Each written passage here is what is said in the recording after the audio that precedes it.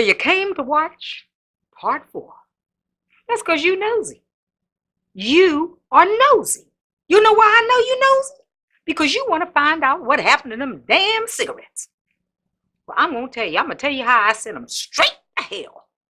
And I'm also going to tell you about my involvement with bubbling brown sugar. But first, I want to touch on a couple things pertaining to That's Entertainment and Don't Bother Me, I Can't Cope. So, don't forget to subscribe. Don't forget to like. And tell your friends. See you in a second. Okay. I said in part 3 that I didn't get hoarse doing 8 shows a week, but I didn't specify the show. The show was That's Entertainment. And remember that show with a question mark?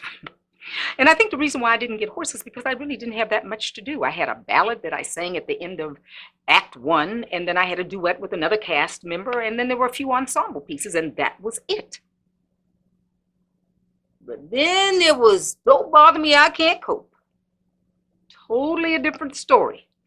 I had 10 songs to sing in that show. 10! Multiply that time 8 times a week. I mean, you singing 89? 89? Girl, where you get that from?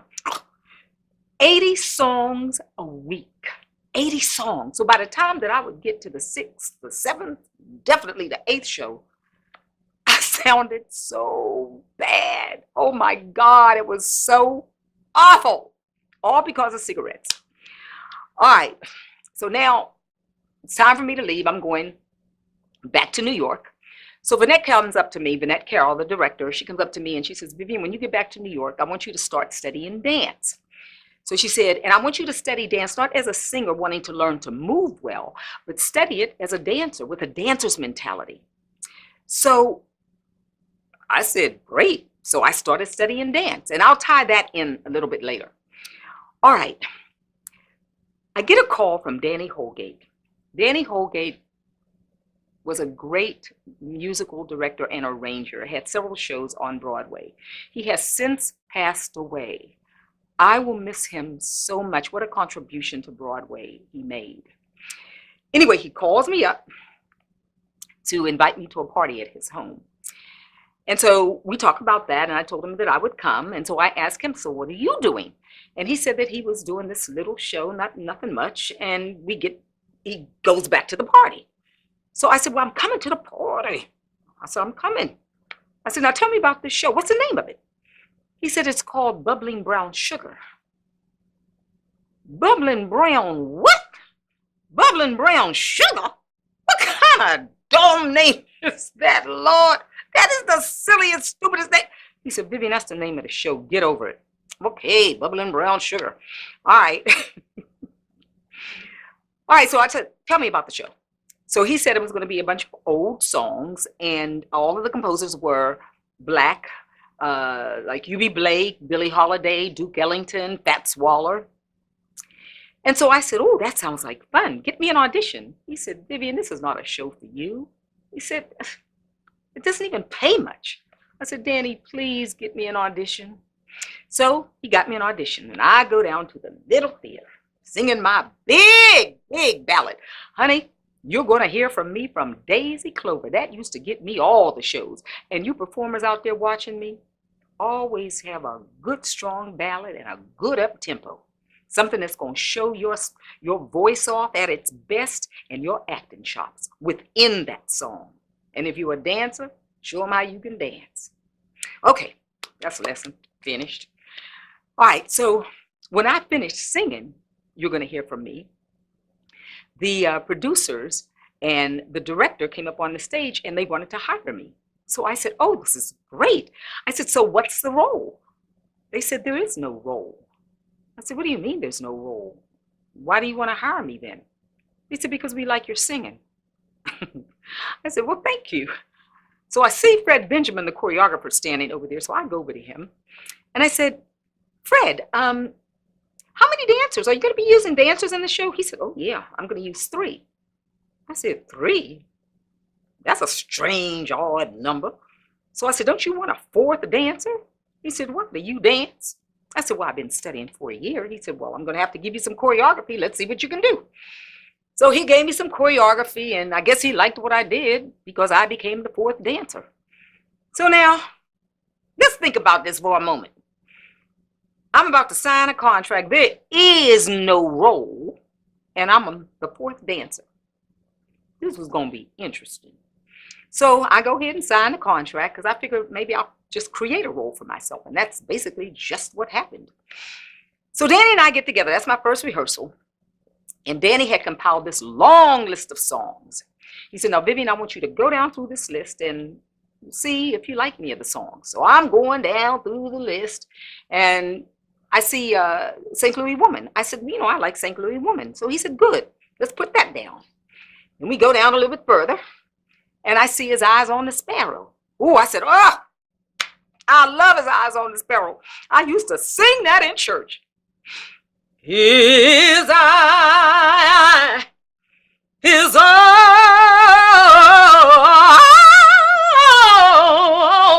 on the sparrow.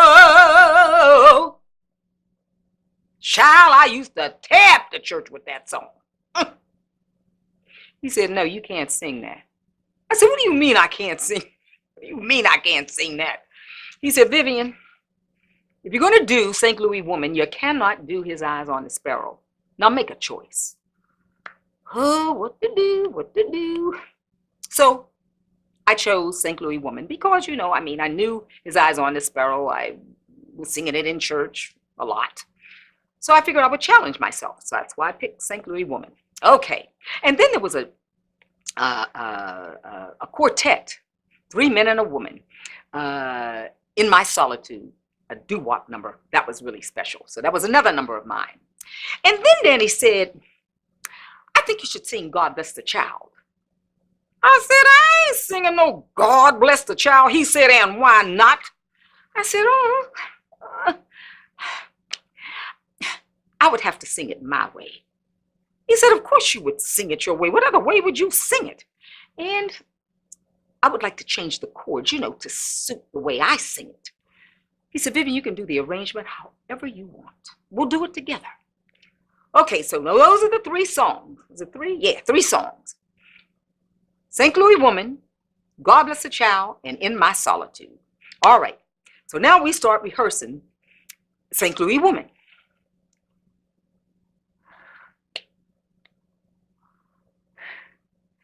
Honey, I wasn't feeling that at all. I wasn't feeling that. I said, Danny, there was something. I don't think I want to sing that song. And Danny tried. He tried playing it in different tempos and different styles. That song was not registering with me. So he sat there and thought for a minute. He said, okay, what about Sweet Georgia Brown? I said, oh, I love that song. He said, okay, let's work on that. So we originally were going to do it in the crook of the piano. So we're standing there, and I'm going, no gal maid has got a shade on, Sweet Georgia Brown. No.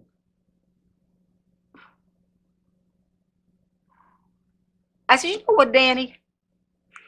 Sweet Georgia Brown needs something. I said, it just needs something. I said, hold on a minute. So I go over to Fred Benjamin, the choreographer, and I said, Fred, I would like to do Sweet Georgia Brown as a song and dance number. I said, what do you think? He said, oh, Vivian, that's a great idea. You know, give me some time to do the choreography, and I'll come, you know, we'll get together in 3 or 4 days. So I said, okay, great. So in 3 or 4 days, he came back and really had come up with beautiful choreography for Sweet Georgia Brown. It was great. Now, what was the difference between his version of Sweet Georgia Brown and Billy Wilson's version of Sweet Georgia Brown? Well, Fred Benjamin's was more dancey, more artsy, much more technical. And Billy Wilson's, well, honey, it was straight up camp with a lot of bumps and grinds and boys falling to the floor. It was, you know, it's fun. It was a fun number to do.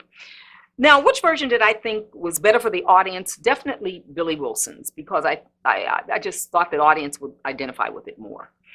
But let's be clear, Fred Benjamin's Sweet Georgia Brown was fabulous.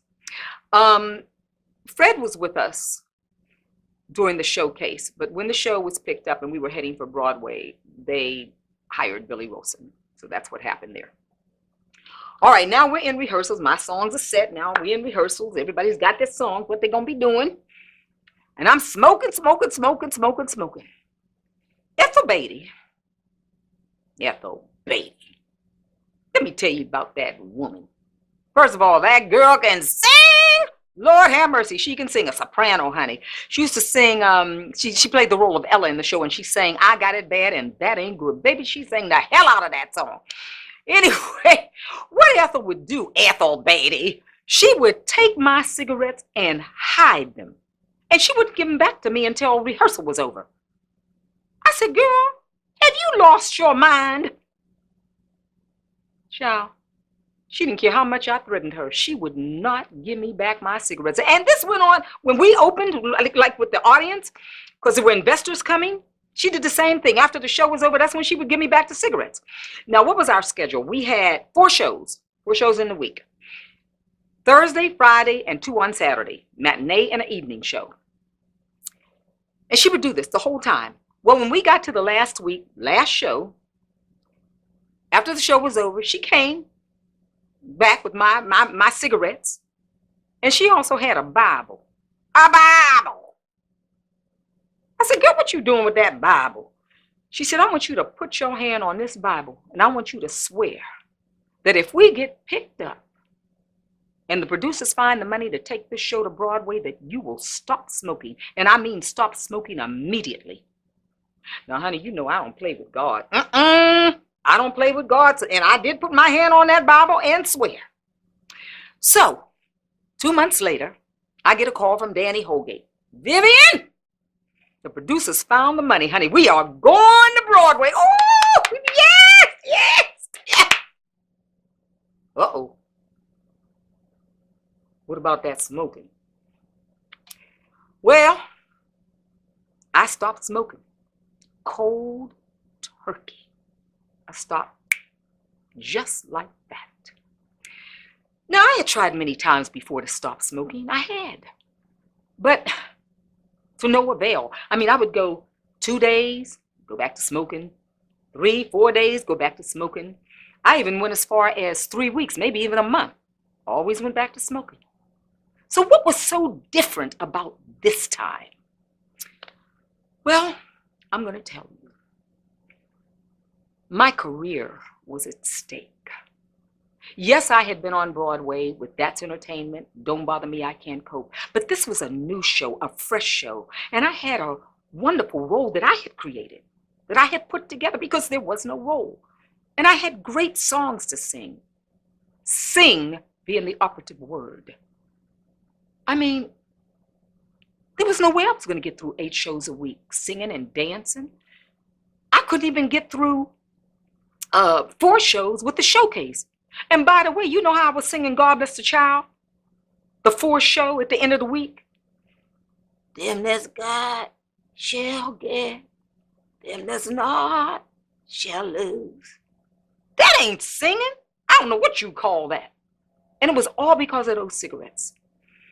There was no way I was going to mess this up. So I quit cold turkey. Because really, to be honest with you, my gift that God gave me, my voice, was more important to me than the addiction. I want to talk to you singers for a few seconds. I'm not going to tell you to stop smoking cigarettes. You better stop smoking or else. I'm not going to tell you that. Because every time somebody did that to me and told me to stop smoking, the more I smoked just to be belligerent. But I will tell you this. You will never reach the full potential of what your vocal folds can do and their capabilities if you do continue to smoke. It just won't happen.